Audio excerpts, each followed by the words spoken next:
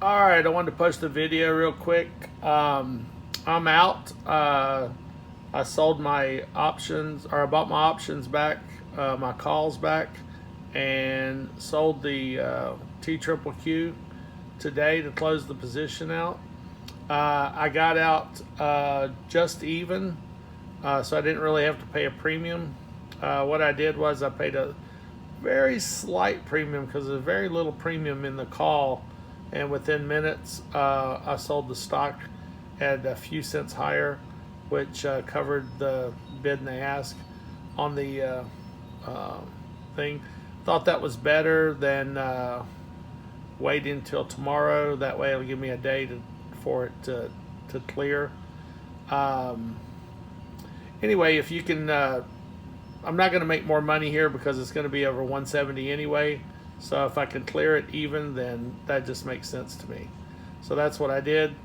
I'm at in Fidelity. I'm at 688, 283. I made $33,000, a little over $33,000 total. But in my IRA, I was up 5.22%. I guess I guess I had 5.23%, but when you add a few other shares in there, blah blah blah. Anyway, it ended up being 5.22% for the week. Now that's the bulk of what I have. Now my cash account, I did more like four point something percent because I wasn't as aggressive and I didn't sell the calls, and I had some stock left, some money left over. Just a little bit. That I didn't get the full amount that I would have gotten, so I didn't get the full 880 or $9 in those accounts because I had some extra shares. I had an extra 500 shares in my cash account, and I sold those early, and I sold them at 174, I think.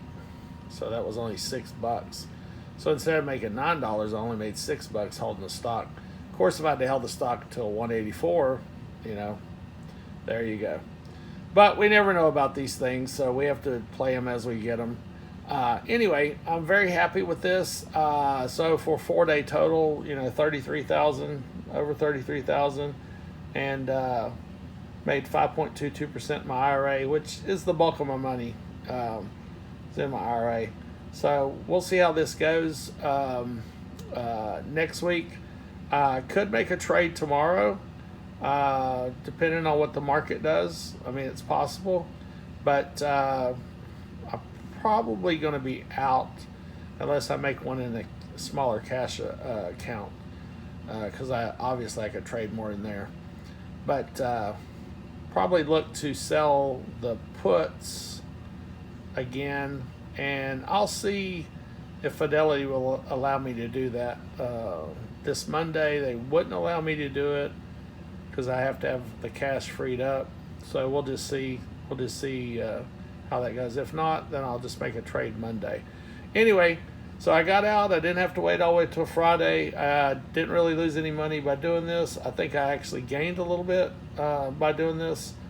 And so I was at 688, 283 in my IRA. Now, if we look at my spreadsheet here, then not the IRA, I was 688, 274 is total Fidelity. So the IRA has got over $500,000 in it.